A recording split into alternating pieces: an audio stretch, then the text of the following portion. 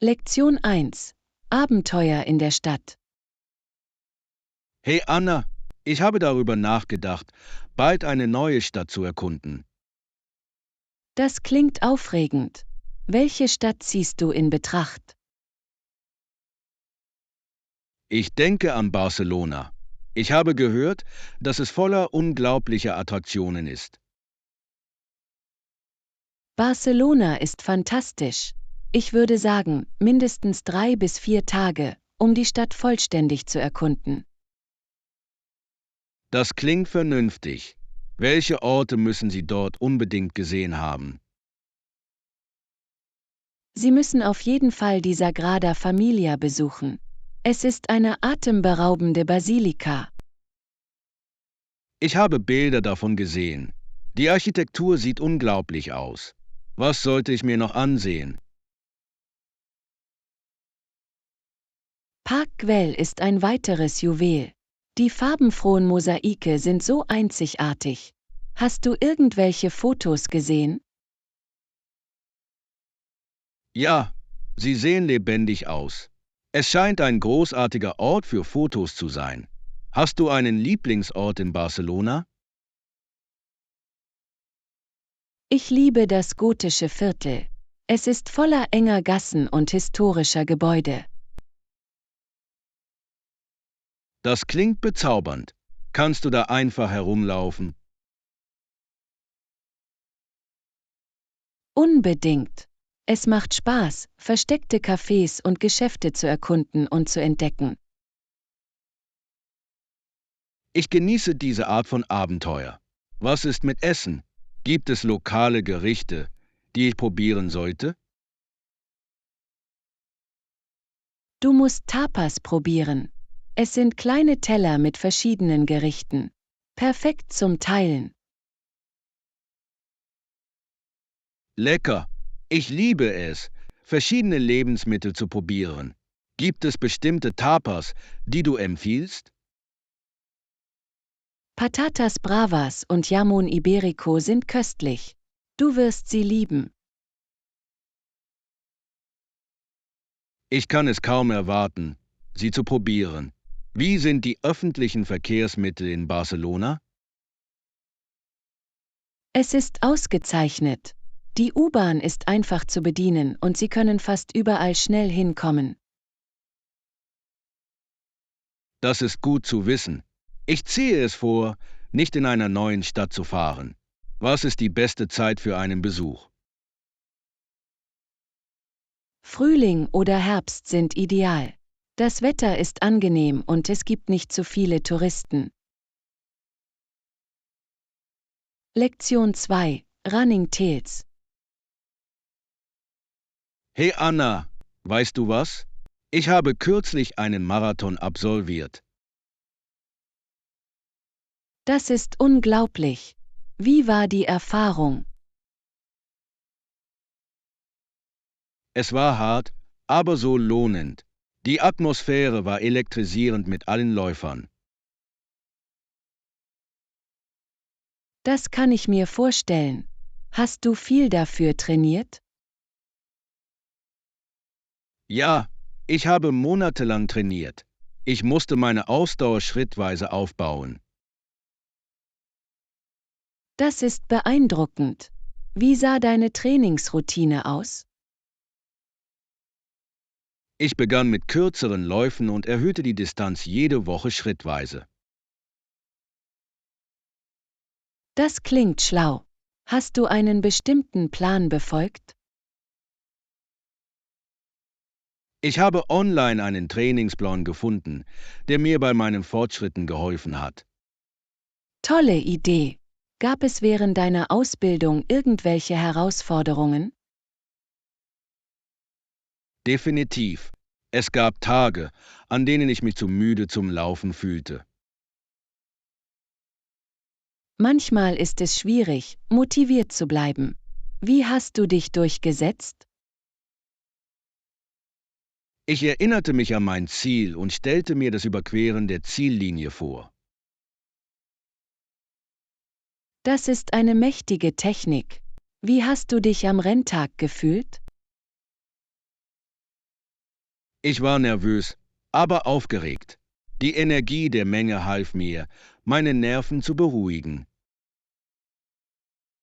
Das ist wunderbar. Bist du mit Freunden oder alleine gelaufen? Ich bin mit ein paar Freunden gelaufen. Es hat die Erfahrung angenehmer gemacht. Das ist genial. Es ist toll, eine solche Herausforderung mit anderen zu teilen. Was war der schwierigste Teil des Marathons? Die letzten Meilen waren die schwersten. Meine Beine fühlten sich schwer an, aber ich drängte weiter. Du musst dich großartig gefühlt haben, als du die Ziellinie überquert hast. Lektion 3: Lebensmittelgespräche. Hey Anna, ich wollte heute etwas Milch kaufen. Oh, wirklich? Ich könnte auch welche gebrauchen. Gehst du später in den Laden? Ja, ich kann es heute für Sie abholen, wenn Sie möchten. Das wäre fantastisch. Brauchst du noch etwas, während du dort bist? Vielleicht etwas Brot und Eier. Die gehen mir auch aus. Gute Idee. Ich vergesse immer die Eier. Welche Milch bevorzugst du? Normalerweise nehme ich Mandelmilch, aber manchmal kaufe ich auch normale Milch. Mandelmilch ist köstlich. Ich selbst bevorzuge Hafermilch. Hast du es versucht? Hab ich. Es ist cremig und lecker, perfekt für Kaffee. Genau. Trinkst du viel Kaffee? Das tue ich. Ich brauche es, um meinen Morgen anzukurbeln. Was ist mit dir? Ich trinke gerne Kaffee, aber ich liebe auch Kräutertee am Abend. Das klingt entspannend. Hast du einen Lieblingskrautertee? Kamille ist mein Favorit. Es hilft mir, mich zu entspannen. Was ist mit dir? Ich mag Pfefferminztee. Es ist erfrischend nach einer Mahlzeit. Ich habe gehört, Pfefferminztee ist gut für die Verdauung. Hast du es vor dem Schlafengehen versucht? Noch nicht, aber vielleicht. Normalerweise trinke ich Nachmittagstee. Das ist eine großartige Zeit für Tee. Wie oft gehst du einkaufen? Ich versuche einmal pro Woche zu gehen, aber manchmal muss ich zusätzliche Reisen machen. Das gleiche hier. Es ist leicht, Dinge auf der Liste zu vergessen. Lektion 4: Lösungen teilen. Hey Anna, weißt du, ich habe angefangen, meine Probleme mit Freunden auf der Arbeit zu teilen. Wirklich. Das klingt nach einer großartigen Idee. Wie hilft es? Es fühlt sich leichter an, wenn ich über meine Probleme spreche. Und dann gehe ich fröhlich zurück in mein Büro. Das ist wunderbar. Es stimmt, dass Teilen die Last erleichtern kann. Genau. Jeder von uns fühlt sich besser, wenn wir unsere Probleme geteilt haben. Ich stimme voll und ganz zu. Es schafft ein Gefühl von Gemeinschaft und Unterstützung. Hast du versucht, mit jemandem über deine Herausforderungen zu sprechen? Ja, tatsächlich. Ich habe meinem Kollegen kürzlich etwas über Stress bei der Arbeit erzählt. Wie ist das gelaufen? Es ist wirklich gut gelaufen. Sie gab mir einige hilfreiche Ratschläge und hörte zu. Das ist großartig. Zuhören ist ein so wichtiger Teil der Kommunikation. Unbedingt. Manchmal kann es einen großen Unterschied machen, wenn dich jemand hört. Denken Sie, es ist einfacher, Probleme mit Freunden oder der Familie zu teilen. Ich denke, das hängt von der Situation ab. Freunde können verschiedene Perspektiven anbieten. Das stimmt. Die Familie kennt uns oft gut und kann Trost spenden. Genau. Es ist schön, beide Unterstützungssysteme zu haben. Was teilen Sie normalerweise? Ich spreche oft über arbeitsbedingten Stress oder persönliche Ziele, mit denen ich zu kämpfen habe. Das sind wichtige Themen. Findest du, dass es dir hilft, Lösungen zu finden? Ja, manchmal hilft es, meine Gedanken zu klären, wenn ich nur meine Bedenken äußere. Das ist ein toller Einblick. Lektion 5. Reisegespräch. Hey Anna, hast du schon einmal eine Zugfahrt quer durch das Land gemacht? Ja, habe ich.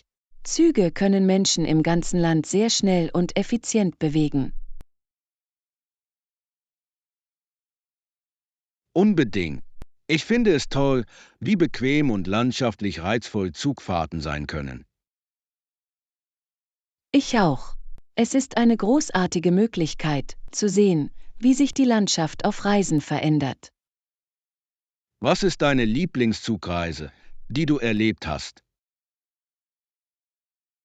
Die Reise von San Francisco nach Los Angeles hat mir sehr gut gefallen. Die Aussicht auf die Küste war atemberaubend. Das klingt unglaublich. Ich habe gehört, dass die Aussichten entlang dieser Route atemberaubend sind. Das sind sie wirklich. Haben Sie eine Traumzugreise, die Sie gerne unternehmen würden? Ich würde gerne eines Tages mit dem Orient Express fahren. Es ist so ikonisch und luxuriös. Das wäre unglaublich. Das ist wie eine Zeitreise mit all dieser Eleganz. Ja, und das Essen an Bord soll auch fantastisch sein. Feines Essen auf Reisen klingt perfekt. Bist du jemals mit dem Zug in ein anderes Land gereist? Hab ich. Ich habe in Japan einen Zug genommen, der war so effizient und pünktlich. Japan ist bekannt für sein beeindruckendes Schienensystem. Bist du mit dem Shinkansen gefahren? Ja, es war super schnell und reibungslos. Ich hatte das Gefühl zu fliegen. Ich habe gehört, dass es eine Erfahrung wie keine andere ist. Was hast du während der Fahrt gemacht? Ich habe die Aussicht genossen und sogar einige Bento-Boxen probiert, die sie im Zug verkaufen. Die sind köstlich. Die Esskultur in Japan ist so reich. Definitiv. Denken Sie, dass Züge eine bessere Option für Reisen sind als Flugzeuge? Das hängt von der Entfernung ab. Für kürzere Fahrten sind Züge oft bequemer und angenehmer. Lektion 6. Teamstrategie. Hey Anna, ich habe über unser Projekt nachgedacht. Wir müssen die Arbeitsbelastung analysieren. Das ist eine gute Idee. Die Bewertung der Arbeitsbelastung kann uns helfen zu verstehen, was wir brauchen. Genau. Finden wir Lücken, können wir unsere Strategie entsprechend anpassen. Einverstanden. Aber wir benötigen möglicherweise mehr Ressourcen, um alles effizient anzugehen. Richtig. Denken Sie, wir sollten das Management um zusätzliche Hilfe bitten? Ja, ich glaube, das wäre von Vorteil. Mehr Hände können die Last erleichtern. Welche spezifischen Aufgaben benötigen Ihrer Meinung nach mehr Aufmerksamkeit? Ich denke, die Forschungsphase könnte mehr Leute gebrauchen. Es ist ziemlich zeitaufwendig. Ich stimme zu. Das Sammeln von Daten ist von entscheidender Bedeutung und zusätzliche Ressourcen würden den Prozess beschleunigen. Definitiv. Außerdem können unterschiedliche Perspektiven unsere Ergebnisse verbessern. Das stimmt. Zusammenarbeit führt oft zu besseren Ergebnissen. Was ist mit der Präsentation? Wir sollten jetzt mit der Planung beginnen, damit wir genug Zeit haben, unsere Ideen zu verfeinern. Guter Punkt. Eine gut vorbereitete Präsentation kann erhebliche Auswirkungen haben. Sollen wir die Vortragsthemen untereinander aufteilen? Ja, so können wir uns auf unsere Stärken konzentrieren. Ich kann die Einführung und das Fazit übernehmen. Perfekt. Ich kümmere mich dann um den Hauptinhalt.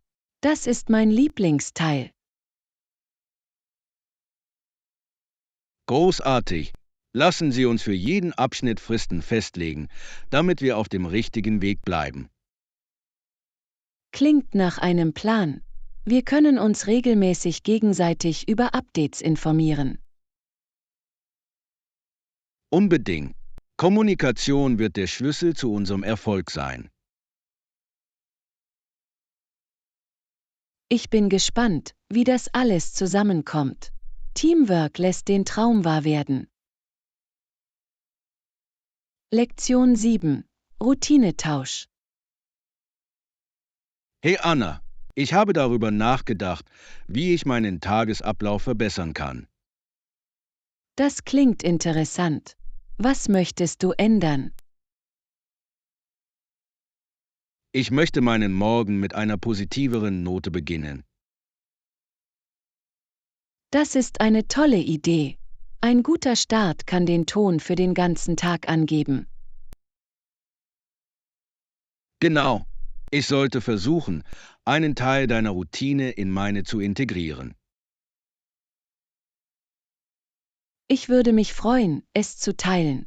Normalerweise beginne ich mit einer kurzen Meditation, um meinen Geist frei zu bekommen. Meditation klingt wohltuend. Wie lange meditierst du normalerweise?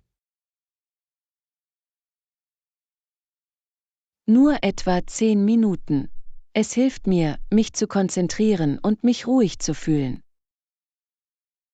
Das könnte ich gebrauchen. Was machst du nach der Meditation? Danach gehe ich schnell joggen. Es gibt mir Energie für den kommenden Tag.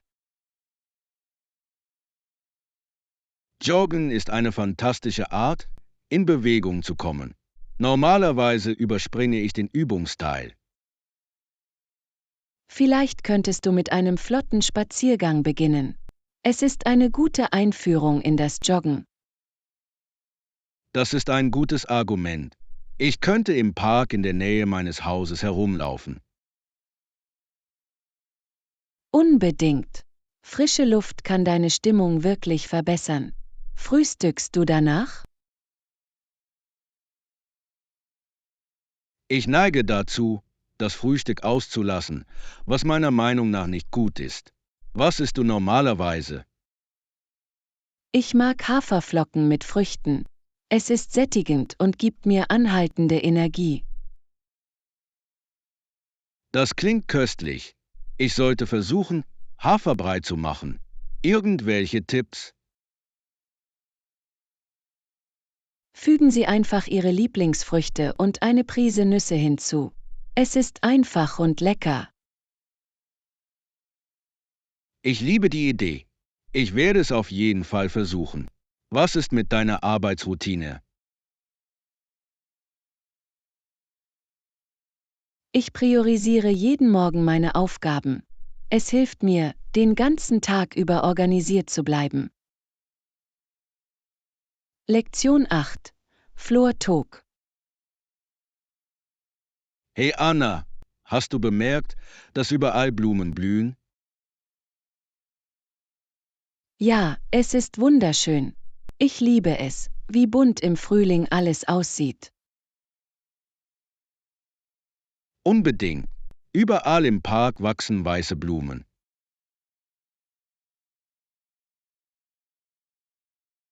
Die sind herrlich. Weiße Blumen symbolisieren oft Reinheit und Frieden. Das ist wahr. Aber ich liebe auch rote Rosen. Sie können so lebendig und romantisch sein. Rote Rosen sind ein Klassiker. Sie werden oft zu besonderen Anlässen wie Jubiläen verschenkt. Genau. Hast du eine Lieblingsblume? Ich glaube, ich würde Sonnenblumen wählen. Sie bringen mich immer zum Lächeln. Sonnenblumen sind fröhlich. Sie folgen der Sonne, was so faszinierend ist. Ja, es ist, als ob sie Sonnenschein bringen, wo auch immer sie wachsen. Wie steht's mit dir? Ich mag Lavendel sehr. Der Duft ist so beruhigend und erfrischend. Lavendel ist wunderbar. Es eignet sich hervorragend zum Entspannen und wird sogar zum Kochen verwendet. Das wusste ich nicht. Wie benutzt man es beim Kochen? Sie können es in Sirupe aufgießen oder in Desserts wie Keksen und Kuchen verwenden. Das klingt köstlich. Ich würde gerne mal versuchen, mit Lavendel zu backen. Das solltest du. Es verleiht einen einzigartigen Geschmack. Mögen Sie Gartenarbeit? Ich bin neu darin, aber ich bin begierig darauf zu lernen. Womit sollte ich beginnen? Einfache Blumen wie Ringelblumen oder Gänseblümchen eignen sich hervorragend für Anfänger. Gut zu wissen. Ich werde nach denen suchen. Was ist dein Lieblingsteil der Gartenarbeit? Ich liebe es, den Pflanzen beim Wachsen und Blühen zuzusehen. Es fühlt sich lohnend an. Lektion 9. Schokoladenköstlichkeiten. Hey Anna, weißt du, ob es im Café etwas mit Schokoladengeschmack gibt? Ja, sie haben einen reichhaltigen Schokoladenkuchen, der einfach göttlich ist. Das klingt unglaublich. Ich habe den ganzen Tag Lust auf etwas Süßes. Du solltest es auf jeden Fall ausprobieren. Es ist feucht und hat eine samtige Textur. Wow, ich liebe ein gutes Dessert mit dieser Textur. Servieren Sie noch etwas anderes? Sie haben auch Schokoladenmusse, die super leicht und cremig ist. Musse ist einer meiner Favoriten. Es fühlt sich verwöhnend an, ohne zu schwer zu sein. Genau. Und manchmal gibt es auch Schokoladeneclairs. Hast du einen gehabt? Ich hatte schon Eclairs, aber keine mit Schokolade. Sind sie so gut, wie sie klingen? Unbedingt. Die Schokoladenfüllung ist reichhaltig und das Gebäck flockig. Jetzt bin ich wirklich versucht.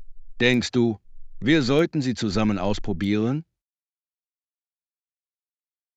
Das ist eine tolle Idee.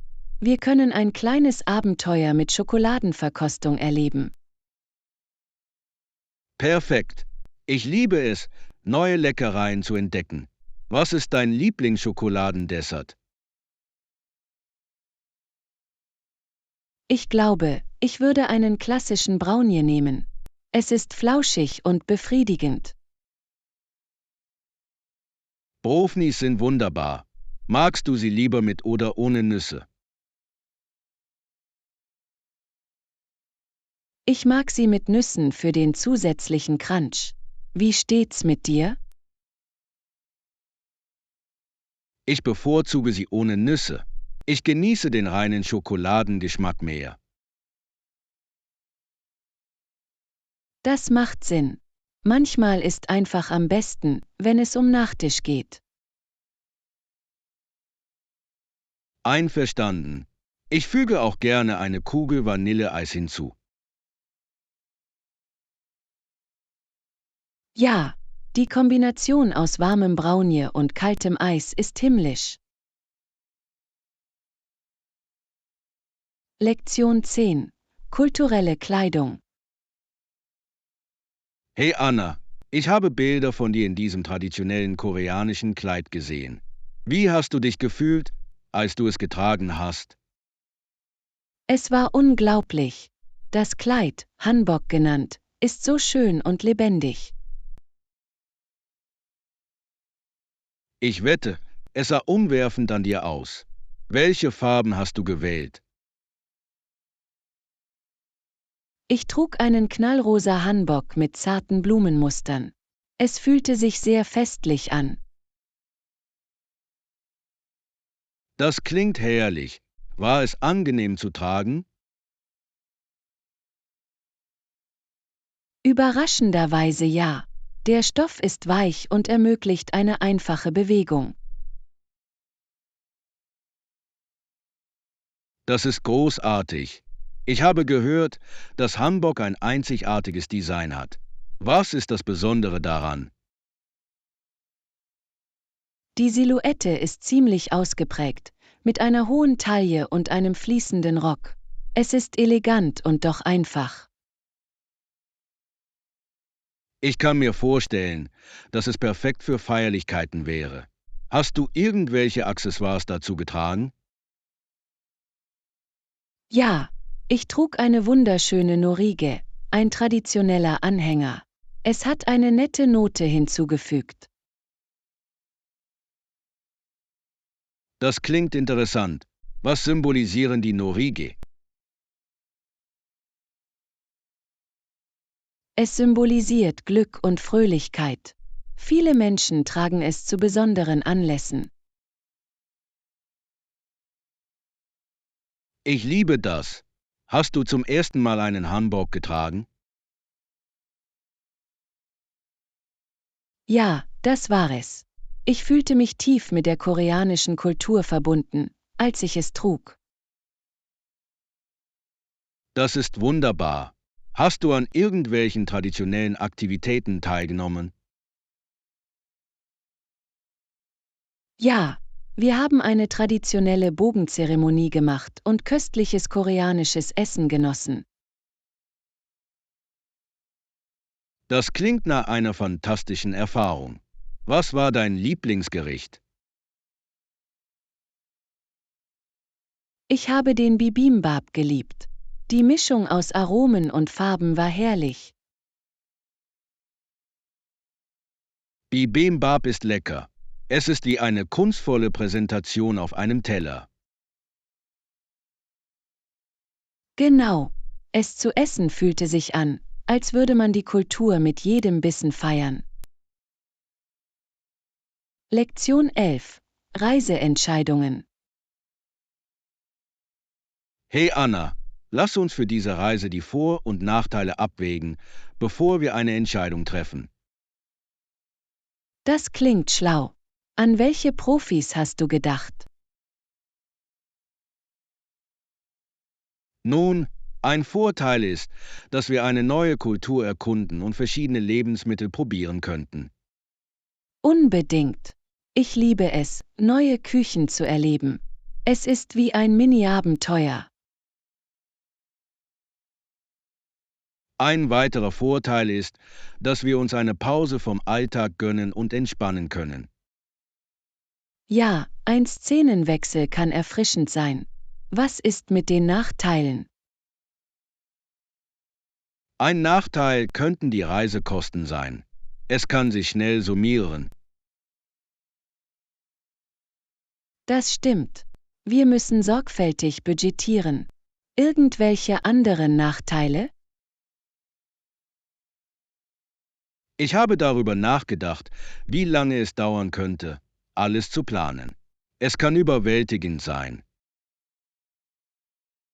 Die Planung kann schwierig sein, insbesondere wenn alle Details berücksichtigt werden müssen. Genau. Wir sollten auch über Reisebeschränkungen oder Sicherheitsbedenken nachdenken. Guter Punkt.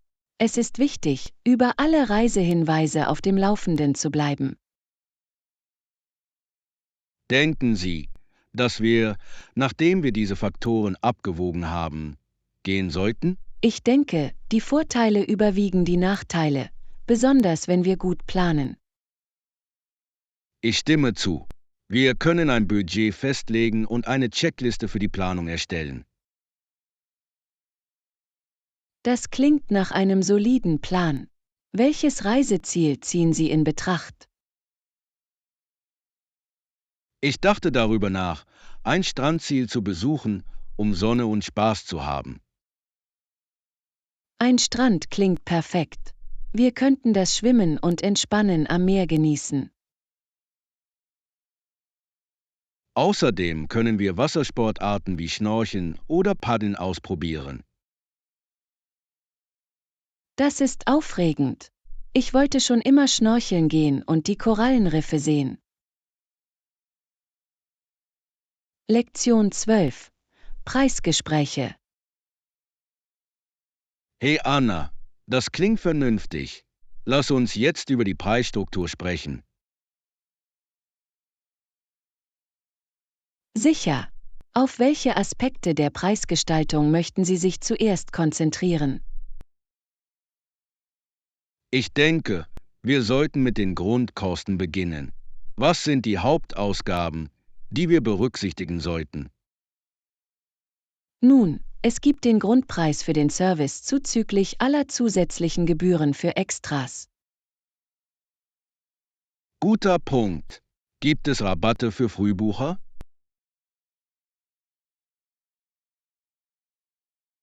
Ja, einige Unternehmen bieten Frühbucherrabatte an.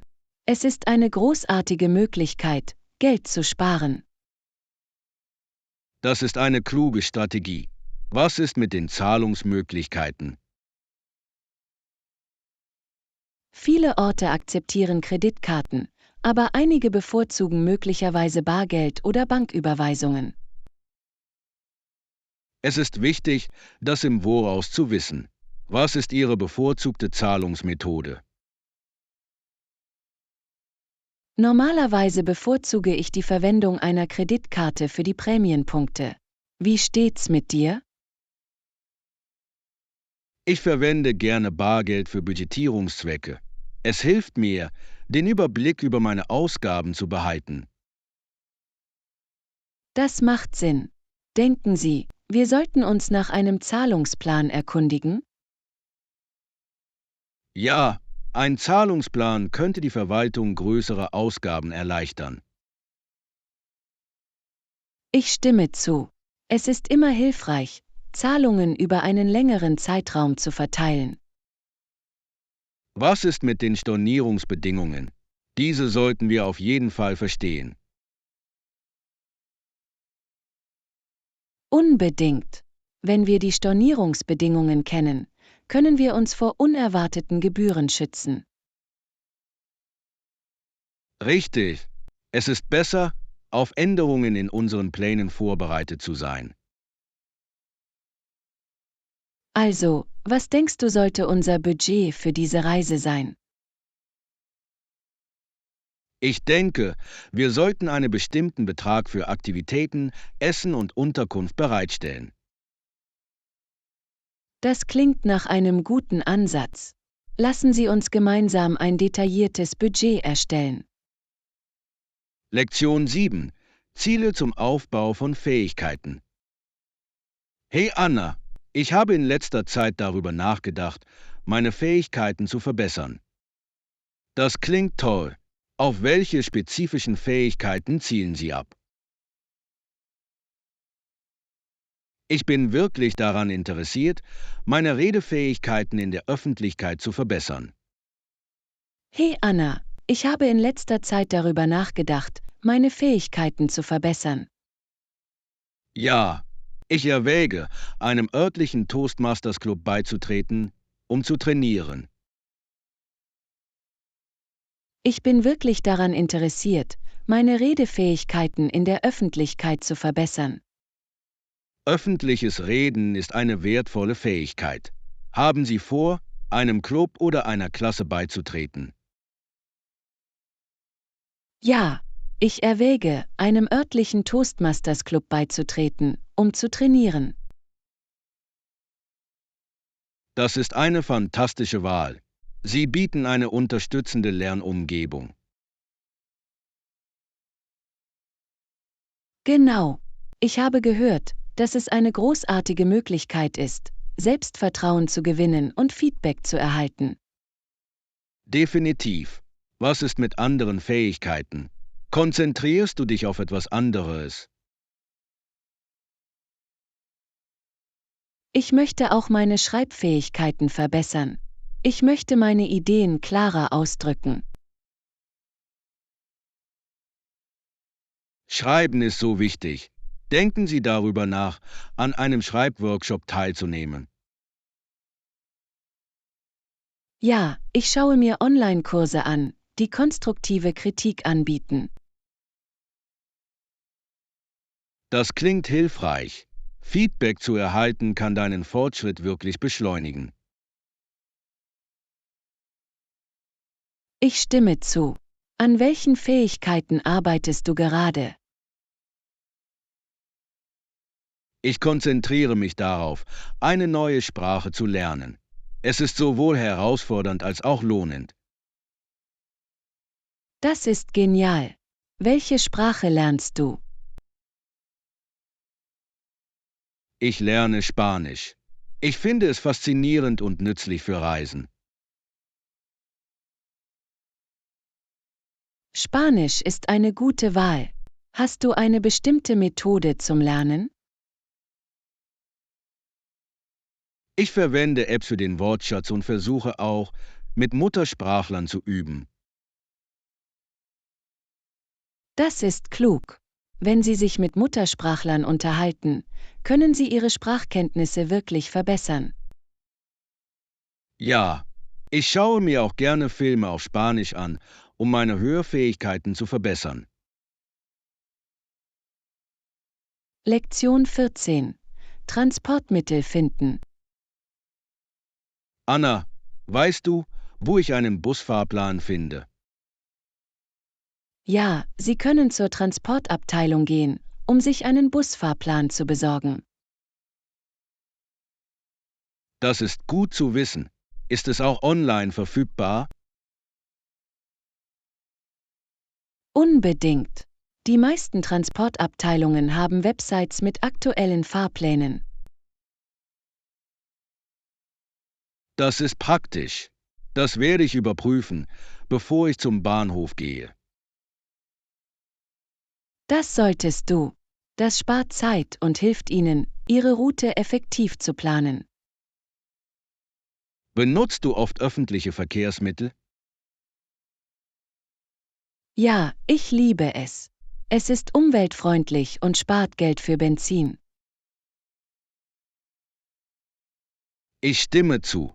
Außerdem ist es eine großartige Möglichkeit, sich während des Pendelns zu entspannen und zu lesen. Genau. Und unterwegs kann man interessante Leute kennenlernen. Das stimmt. Öffentliche Verkehrsmittel können ein ziemliches Abenteuer sein. Danke fürs Zuschauen. Bitte abonniere, like und teile unsere Videos und Kanäle.